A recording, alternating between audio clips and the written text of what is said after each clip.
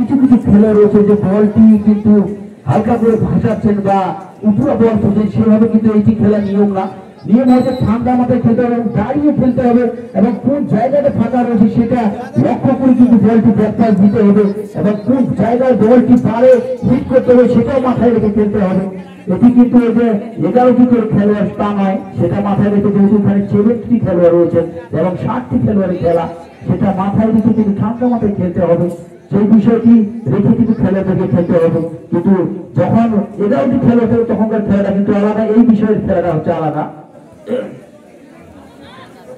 যাই হোক, সুন্দর করে বলেছিলেন সহযুক্ত খেলোয়াড় পার্বতীপুরে নিয়ে বল সেখান থেকে এখন রয়েছে দেখছেন কাকে দেওয়া যায়, দিয়েছিলেন সহযুক্ত খেলোয়াড় ভাষার সুর দিয়েছিলেন।